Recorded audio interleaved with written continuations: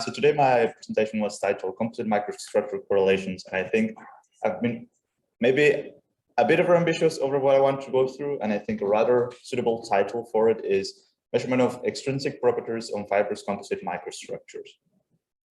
So the first thing when we think about composite fibrous microstructure, normally we think of circles, distributions, trying to arrange hard and software models, and we normally, so far, most of the time, we have thought about composites in a very unique. So I would like to take a look at something different, and it's when we have the same constituents, same fibers, same matrix system, perhaps slightly different manufacturing process, can we measure the difference in between both composites? What you see on the screen is actually two of the same, right? We use the same glass fibers for this. But on the left, you'll see a short line manufacturing process. And on the right, you will see a drum wind process. The question is, when we see these two types of materials, we can easily tell them apart. But the question is, how can we measure them apart? Or can we give numbers to what our eyes perceive? Well, to cite Huang in 2014, a microstructure can be characterized by three basic properties. Those are the spatial distribution, or where the fibers are, the radius distribution of the fibers, that means how much does it vary the diameter of our fibers, or if we have more than one fiber, and how is the orientation of the fibers throughout the material. Also, I agree with this statement of this is basically what can characterize composite. I still have trouble agreeing fully with it, as we'll see throughout the presentation. Really, this statement assumes that mainly fibers are straight. So anyway, that fibers are mainly straight, and that takes away place from what is going on between the interactions of the fibers themselves when they're placed during the manufacturing process. So throughout the presentation, I would like to talk about the three big parts that we will go through. Is a small conversation of what is intrinsic versus what is extrinsic that I think most of us can agree on. Second part will be how do we actually can extract these extrinsic properties out of our microstructure. And the third part is how do we bridge the gap between the idealized aligned world to a more realistic measurement or evaluation of fibrous composites. So let's start with what do we think is extrinsic and what do we think is extrinsic properties. When we're using normally tensile testing or any other type of testing we do on composites, we normally are measuring an averaging of the properties and interactions that are going on in our composite, right? I think this is very handy, but this is also ties us down to the variability of our manufacturing process and that we have to actually rely also on the statistics and on the reliability of our process to say that when we test a material, that's the actual strength. So when we're measuring, also a lot of other things come into play. Are we using a woven textile or are we using a UD textile? How many plies are we using? What are the thickness of the plies, right? All of these little things that in theory we will think should not have an effect on what we do, actually does, because the microstructure itself and extrinsic properties, that I like to call them, play a role in the interaction between fibers, matrix. As we've seen also in the other presentations, the coupon we use also plays a big role. The shape, the stress concentrators, because at the end of the day, what we are playing with is how the load is transferred between the fibers and the matrix, and where is the damage going to start. And a lot of the times, small stress concentrations combined with a statistical distribution of just the fiber strength can lead to failure of the specimen. So now on the other side, the constituents are the key to really understanding what's going on inside of our composite. when we do the test to characterize the mechanical properties, either of the resin or the matrix or the interface, we're really measuring properties that are intrinsic. That means no matter the arrangement we have of our material, these properties are going to stay the same. But do we take into account when we're modeling things like viscoelasticity, the isotropicity of the fibers, the interface interaction of the fibers, either if they are under friction, if they are sticking perfectly? And I think these questions are very interesting as they are also part of what is an intrinsic property of the material or the material combination, because interface cannot be just for one material, right? But I think other of our researchers have shown parts of this or will show part of this, and it's a very interesting way to go down. So at the end of the day, what we're looking at is always fiber, resin, and voids when we're looking at microstructure. And then again is, what do we see? How can we see the fibers inside our composite? A lot of the time, fibers lie below the range of 20 micrometers, 12, 7. It's a really small scale of measurement. Sometimes optical microscopy is not the best way to go. We have to go to SEM. We have to go to non-destructive methods such as X-ray CT scan. And then we have to ask ourselves, okay, how do we measure it? How can I separate the fibers from the matrix? Do I have enough contrast to see it? But at the end of the day, all of this resolves around the fact that these measurements that we're doing through different imaging methods, destructive or non-destructive, are related to the fact that what we're measuring does not depend on the intrinsic properties of our material, but actually depend on all sorts of other things, like the manufacturing method, how careful we were, or just sheer luck that, I don't know, the wind blow by and move our sample, as things can happen sometimes. So with that out of the way, that explaining that maybe what we measure a lot of the times with microstructures is actually none that dependent on fibers, with the caveat that, of course, a fiber has stiffness and it won't bend above certain radius. So there's a small leadway to say, okay, what is extrinsic and what is intrinsic? But then I would like to move on to how do we actually can extract these fibers out of our composite. So the first thing is, fibers are all the same, right? They look the same. They are just cylinders. They are just little cylinders that go through our composite. Well, that's a great question. Again, here I have two samples that were manufactured using the same method. They have exactly the same materials. They were scanned through different ways. On top, we can see a synchrotron computer tomography scan, and on the bottom, we can see lab CT scan. You will say, okay, why does the top look worse than the bottom, right? It looks like this has all these weird hardening artifacts, edge artifacts, seem to be void, seem to have voids inside of them,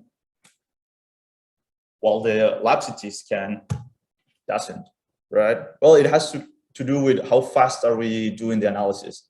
Sometimes we don't use a monochromator in our rig when we're doing a synchrotron scan. Sometimes we will give more time for the acquisition time of the images in the lab CT scan. And all of this plays a role in the final image that we get. So when we're trying to extract the fibers, the most easy thing that anyone will think of, oh, let's do a threshold, right? But threshold, even in the best of case, does not solve most of the problems for fiber composites, right? So you can see this is a very basic example of how the gray intensity values of our images actually are so overlapped with the matrix, because this is a carbon glass hybrid, that we cannot take out our carbon fibers away from our composite. And you can see it's a very narrow band in which fibers will be defined in our composite, but still it doesn't encompass the full fiber without taking away part of the matrix. So how can we overcome this? How can we actually extract fibers without the matrix and just see them for what they are? Well, I think recently we have three very good approaches to it. The first one, I'm going to name them in not any particular favoritism order, is just, let's say, time-wise, which one was discovered first, is tubular template matching. So it's a fairly complex approach in terms of how much it takes to execute. But basically what we do is we have our sample, we have a cylinder that we use as a template to put on top of our fiber, and we start stacking the difference between our, let's say, template cylinder and our image, and we create a probability map. Of course, this cylinder has to be put in every single position possible inside a volume. With this probability map, we can basically threshold sections that have high intensity. And with that, we can create seeds. These seeds allowed us to identify where possible fiber centers can move through our sample. And afterwards, doing post-processing of these fiber centers, we can track them down by following a conical path that says, okay, the next fiber center, because it should be in a cone of 20 degrees, since our fibers cannot bend infinitely.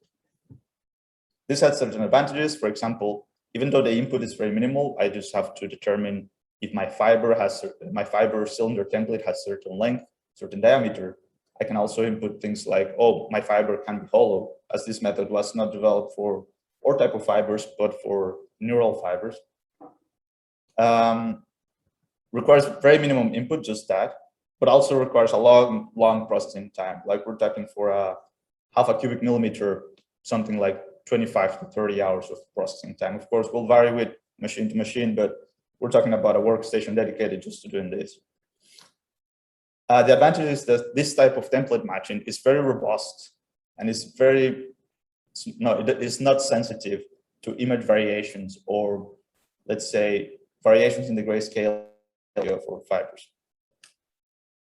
The other approach that has gained a lot of traction is quite a buzzword, and it's very interesting for us as well, is artificial intelligence. Well, we're in artificial intelligence, we first have to teach or composite what we're doing. Sorry, we have first teach or. So what's going on is we have to segment a training image. We have to tell, okay, this is what I want, this is what I don't want, this is the difference between one type of organism or one type of fiber and matrix or whatever next. And we can tell them, please take a very good care of the intersection between these two, because the interface is important to us. We want to segment out the fibers. We don't want globbing and then to have the watershed. And for that, this particular unit that was proposed, I believe 2015. Yes, 2015. Did something very interesting and was very novel at the time, which was a pixel weight loss, a weighted pixel weight loss, to guarantee, as you can see on the right, that when we're training our algorithm, it's going to be very much focused on separating the entities that we have segmented out. This allows us to separate fibers that most of the time in our imaging seem to look very close to each other. So the disadvantage with this is it requires a very large input. We're talking about hours of segmenting individual slides. This is what I want, this is what I don't want. It might require more than one slice to train. It's a bit of a complex parameter setup, as after you have done the segmentation, manual segmentation of your own slides, then you need to move on into telling him, okay, how many epochs or how many cycles do I want to run through before it says, okay, I've reached a stable position. You have to tell him how many levels you want to go through in your network. But at the end, this method is very practical because instead of our last one where we focus on finding the fiber center, this one focuses on segmenting the actual fiber, which has a different application than just finding the fiber center. And lastly, sorry, I like to talk about Insect, which is like the newest of the three that I think are quite great for what we do. And it's called Insect, developed by Emerson in 2017, which is an amazing, I think, approach to fiber segmentation, which you basically have a very small library that you need to train with very many in the image in the center. As a result, you get incredibly fast and accurate fiber center tracking. We really don't have to spend a lot of time in trying to say, okay, this is a fiber, this is a matrix, please segment. I have to manually segment my whole image. But this is also a very fast tool in terms of processing. In half an hour, I can go through the same volume that took me 30 hours with cylinder template matching. Right? So it's very fast. I have very little pre-processing to have to do. But again, when we're doing this, the output of insect is also a probability map. And then we can use to find fiber centers and then track them down, and we can do different things. Like in-house, we have code developed by Dr. Breite that's called Fibra to track the fiber breaks, to improve upon the developments. It's a probability map that we get at the end for segmentation. So when I talk about the difference between fiber centers and fiber tracking, is what you see. Oh, sorry. Is what you see on the slides.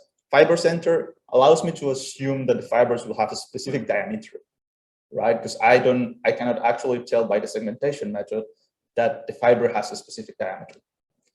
So with this, the difference with fiber segmentation is that I'm actually taking out the whole fiber, telling what the edges are, telling the specific characteristics of their diameter, and this matters because when I'm looking at a fiber, sometimes fibers are not perfectly circular. Depending on the process in manufacturing, on the right side, the top left. Sorry, do I have this? Yes. Laser pointer. Sorry. And this image, you can see that the fibers are not perfectly circular. This can be due to the manufacturing. This one was a drum wine sample. So it might happen that the fibers flatten out when they're rubbing against the die, or on the right, or as a shorter line manufacturing method, and fibers might be more circular. It might also happen that you have small fiber breaks induced during the manufacturing. And for the code, this might be, okay, I'm just connecting dots and it will miss it completely.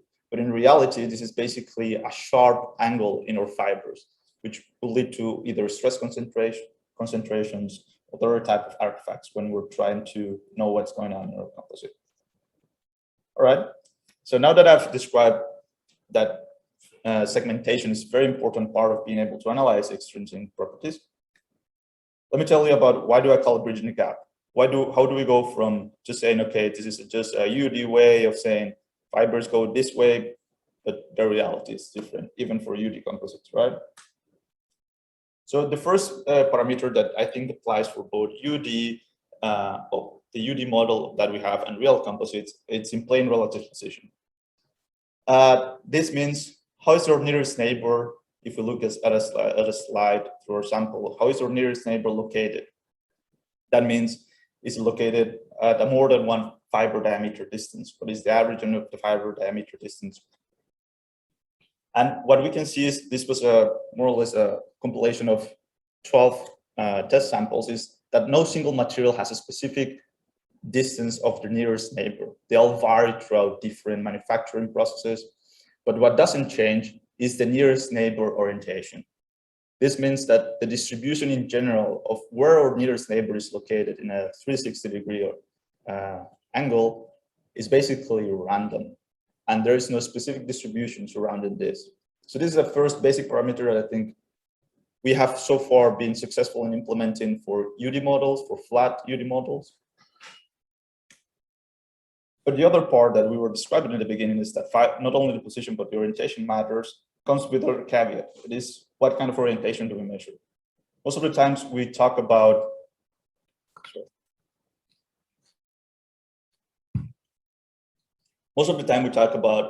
projected orientation. We talk about in-plane and out-of-plane distribution. Well, very few authors have chosen to talk about in spherical coordinates. Well, this has a few advantages and disadvantages. But the first thing is, when we look at in-plane orientation, we're basically looking at a projection of what I will call the ideal world, which is spherical. But this complicates maths when we're working with it, right? The amount of parameters and the difference in mathematics for both distributions is quite significant. Well, I can use a normal distribution, let's say, for a in-plane orientation. For a spherical orientation of distribution for fibers, I have to go to a von Mises-Fischer type of distribution, which has 3 parameters that need to be fitted to try to describe a spherical unit distribution of our fibers orientations. So with this, I'd like to move on to saying that when we were measuring the distribution, most of the time we measure the average distribution of orientation for fibers measuring the distribution for average fiber, but not for the fiber segments. So when we're talking about fiber segments, we have a limit in the spatial resolution that we have for our fibers. space resolution that we have for scanning our fibers, right? If we do SEM, we can only cut so many thin slices. If we do CT X-ray, we can only have such small planes related to the resolution that we have. But the thing is, fibers do not only have mean orientation, but these segments that I'm talking about related to the spatial resolution also have specific distribution orientations. So if we really want to be true to our fibers, we should not only measure in how the average fiber moves, but inside that fiber, our little segments are moving in different ways than the average of the fiber. The fiber neighborhood is another descriptor that will be characterized under the position, but it comes with a little interesting conversation, is that if fibers are not perfectly stiff, if they are not perfectly straight cylinders, then neighborhood can change. How do we describe neighborhood? Well, it can be easily be done with a tessellation in which the first surrounding fibers, either described as the black tessellations, these ones, can be described as the first shell neighborhood. The second darkest one can be described as the second shell neighborhood, and the third one as the third shell neighborhood. Well, this is interesting because we can either track what's happening in the neighborhood of a fiber, things like how fiber volume fraction changes as we move outwards in shell from the central fiber. It was a very nice work that describes how there's a correlation in the probability of finding fibers that have a different fiber volume fraction near the central fiber in the first shell neighborhood, which is this image. As you can see, the probability of finding a fiber that has similar fiber volume fraction is way different depending on the different type of range that we choose. This graph is a bit complex to understand, but what we're doing is, what the author did was trying to exemplify that if we choose different range for fiber volume fraction, let's say 0.1 to 0.2, 0.2 to 0.3, the fiber volume fraction was not unified for all the different neighbors. But as we move outer and outer to different shells, the probability of finding similar, different type of fiber volume fractions for related to the specific volume fraction of the fiber that we're analyzing basically normalizes. That means that the further away we are from the shell, the less likely is that we find a correlation between the center fiber and the fiber volume fraction of the fiber surrounded that.